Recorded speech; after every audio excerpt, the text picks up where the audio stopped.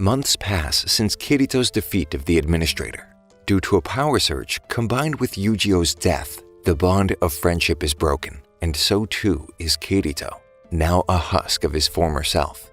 Alice takes him to their childhood village, though she's still branded a criminal, so the mayor, her father, turns them away. Now the two live in a cabin on the outskirts, only interacting with her sister and a group of woodcutters. One day, they ask Alice for help. She uses the power stored in the hard wood of Kirito's Gigaseeder blade to cut down the inferior trees. All of a sudden, Kirito falls out of his wheelchair, grasping at the Northern Village young woodcutters who had taken Yu-Gi-Oh's sword from him. The remnants of pure friendship cause the catatonic Kirito to move more than he has in weeks. Back at the cabin, a dragon descends from the sky, an Integrity Knight riding on its back. Eldria Synthesis 31 is surprised to find Alice, even more so when he notices Kirito, whom he admonishes for killing the Pontifex and throwing the kingdom into turmoil.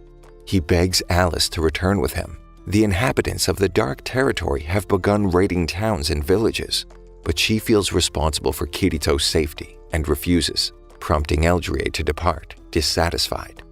That night, Kirito reacts once again. This time, however, Alice notices plumes of smoke in the direction of Ruid. The raids are closer to home than she thought. Alice dons her armor underneath a cloak and makes haste, riding her dragon into the fray, shocking the villagers upon her arrival. She attempts to evacuate them, but her father and others refuse to take orders from a criminal. She has no choice but to reveal her identity as an Integrity Knight. Dumbfounded, the villagers immediately change their tune and book it, leaving Alice to fend off the horde of goblins and orcs. Later, she sets off to find the Integrity Knights that Eldria mentioned. Meanwhile, on the Ocean Turtle, a small team of mercenaries infiltrate the base, only to find the control room empty. Asuna and the Wrath employees hide out in the sub-control room. It's clear the men know about Project Alice. They must gain access to Alice's Fluctlight before the mercs do. Apparently, when the power was cut, at the same time Kirito was accessing the virtual console, his self-destructive thoughts after Yu-Gi-Oh's death were actualized. This somehow deactivated his Fluctlight's ego, apparently. It turns out that the mercenaries are GGO players that Kirito and co. fought before he was spirited away to the Underworld. The team's leader was hired off the books by the US government, who learned of Project Alice, and tasked him with recovering Alice's Fluctlight, presumably having a man on the inside.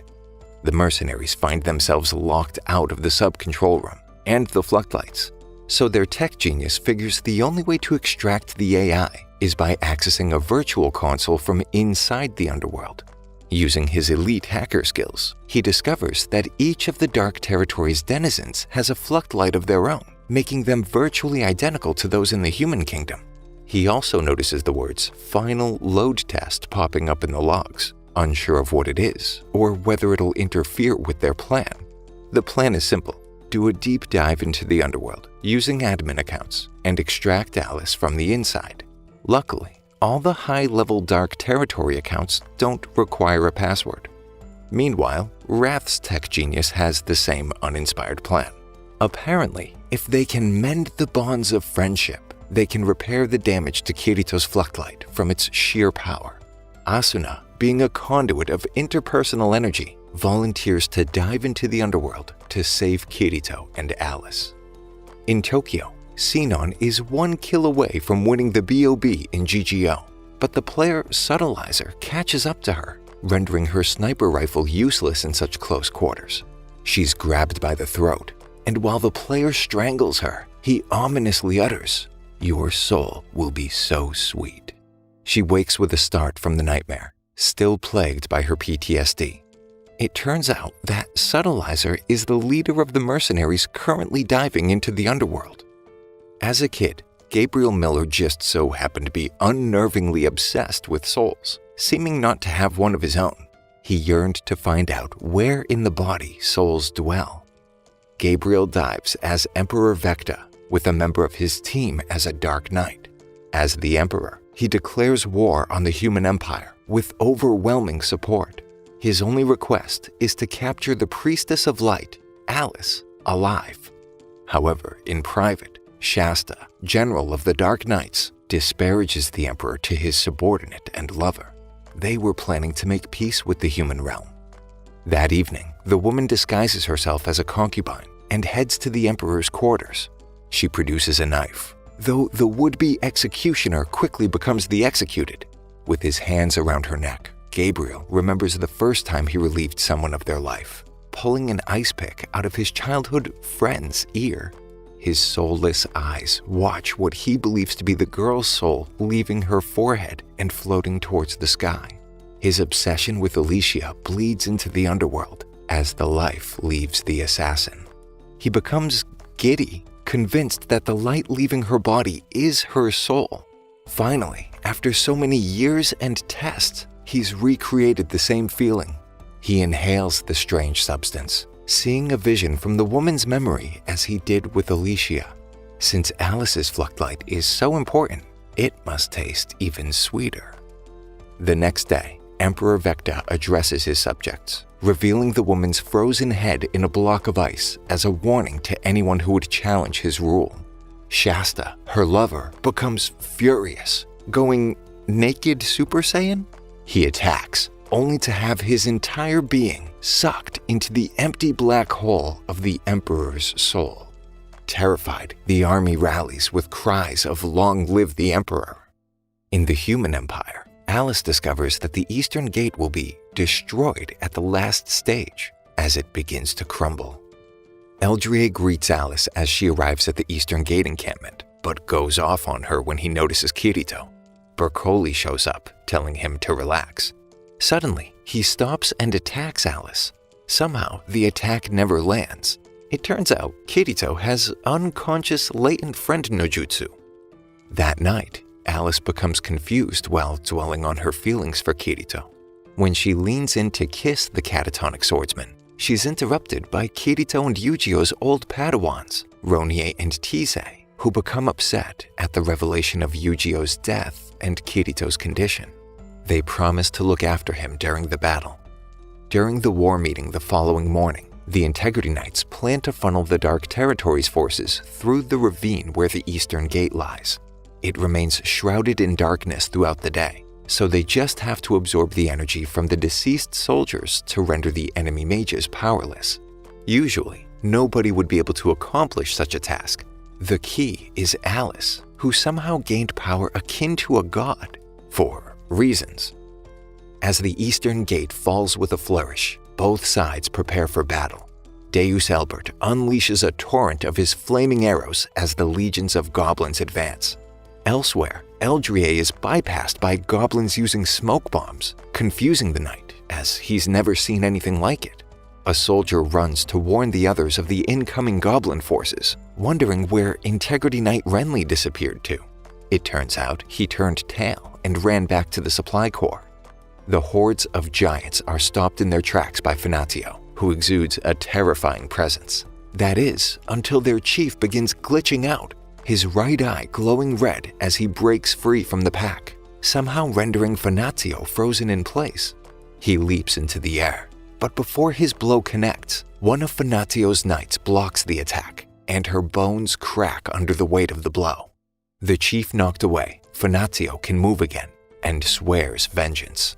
Wielding a beam extending to the heavens, she cuts the giant in half, ordering her troops to advance. Deus Elbert runs out of arrows, provoking the goblin chief to attack. The knight cuts down many of the chief's subordinates, but is overrun and pinned by two of the goblins. As the chief goes to attack, one of Deus Elbert's men distracts him, giving the Integrity Knight enough time to fire his sword like an arrow, which penetrates the goblin chief's defenses and wipes out his men. Alice hovers above the battlefield, observing the slaughter. She begins to absorb the spatial resources released upon death, creating a giant orb in the sky.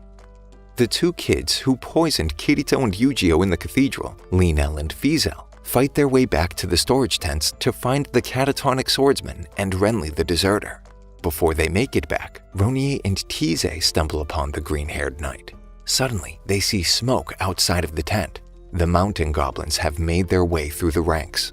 Renly remembers his traumatic days in training, where he accidentally killed his best friend. Noticing Kirito trying to protect the girls, he grows some stones, saves them, and begins to unleash his double-winged blade's perfect weapon control. As he faces off against the Mountain Goblin's chief, his whole demeanor changes, and he makes quick work of him by slicing him in half vertically, which seems like the Integrity Knight's go-to method of dealing with pretty much everything. Linel and Fizel catch up to him, impressed that he actually did something. The Chancellor of the Dark Mages deploys the entirety of their minion forces, but she couldn't account for Broccoli's OP time-splitting sword, which wipes out every single one of them. Enraged, the Chancellor orders her mages to unleash their sacred arts, but they find themselves incapable of casting any magic. Alice has gathered all of the spatial resources in the area. She unleashes an incredibly strong energy beam and wipes out a large chunk of the enemy forces. Alice falls back, and Finatio orders the mages to deplete the spatial energy by healing their troops. Eldrie appears, ashamed of his failure to stop the mountain goblins from bypassing his ranks. Suddenly, the Ogre Chief appears. He reveals the return of Emperor Vecta and his goal to capture someone called the Priestess of Light, who he presumes is Alice, before Alice proceeds to cut him down. She relays the new information to Broccoli. They plan to split their ranks and draw the enemy away from the ravine. In the Dark Territory, Vecta learns that spatial resources are released upon death and tells the Chancellor to kill 3,000 troops to garner enough resources to launch a counterattack. She then orders the Orc Chief to sacrifice a large portion of his men. As Alice and Broccoli approach by air, they're taken by surprise as the enemy casts a sacred art. The Chancellor laughs as she unleashes the enormous power scavenged from the sacrificed orcs. Suddenly, Eldrie flies to the front and draws away the enemy's sacred art attack and tries to counter it with his own, losing his life in the process. It succeeds in pissing Alice off, and she rage raises the mages to the earth, announcing herself as the Priestess of Light. Vecta watches as a grin spreads across his face, his strange soul fetish confounding Alice with Alicia. He orders the Dark Knights and Pugilists to follow the decoy south and capture the Priestess of Light unharmed. The Pugilists catch up first. They only use hand-to-hand combat and refuse to be cut by any sword. Sheta, an Integrity Knight known for her quiet demeanor, volunteers to take them on solo. When one of the pugilists goes to punch her, she uses her needle-like sword to slice through their fist and up their arm. The knight calmly begins cutting down their forces. Renly and his forces lie in wait, ready to ambush. Unbeknownst to them, Visago, the mercenary, is on a stealth mission at the Supply Corps camp, picking them off one by one. The leader of the pugilists faces off against Sheta. Both are equally matched in their fighting prowess and love battle. But one of the pugilists interrupts as the rest of their forces catch up, and the knight escapes with her dragon. At the Supply Corps camp, Visago is met by Ronier and Tize, who try to defend the camp. Suddenly, a glowing figure appears in the sky. The girls recognize her as the goddess Stacia, who creates a giant rift between the armies and opens a pit below Visago. As he falls, something clicks, and he recognizes Asuna. Before diving, Wrath's tech genius warned Asuna that despite her ability to modify the terrain, she should stop if she gets a headache, which she does to avoid overloading her Fluctlight. She admits that she's not Lady Stacia and tells the girls she's looking for Kirito. It just so happens she's run into the people who know exactly where he is. Her voice alone is enough to make the catatonic swordsman try reaching out, tears streaming down his cheeks. When leaving the caravan, she's suddenly attacked by a jealous Alice. Broccoli steps in and refutes her claim that Asuna is a spy or heretic, explaining that she saved them. They decide to hold a meeting with the other knights, where Asuna tries to explain that she's from another world looking for Alice. But Alice isn't too happy with the idea of going to the real world with her. Asuna learns about the inhibitor in the right eye and Code 871. Broccoli connects the dots and figures that Vecta is from the real world. Asuna is shocked to learn that the Dark Territory has high-level accounts. Alice reluctantly agrees to go with her, but not before they defeat the enemy and save the human empire. The next day, the Dark Knights and pugilists are ordered to cross the rift on ropes extending to the other side. On the Ocean Turtle, the mercenary tech genius syncs the Underworld's time 1-to-1 with the real world. He launches a patch and invites American VR MMO players to join a beta test in the Underworld to bolster the Dark Territory's defenses. Yui notices this and contacts Sinon and Lifa. They head to the Wrath facility in Tokyo, which contacts the Ocean Turtle and alerts them to the situation.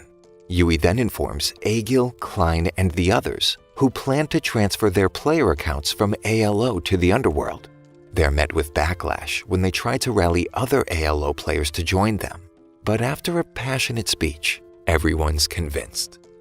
In the Underworld, 20,000 American players descend from the sky in beams of red light as Level 1 Red Knights.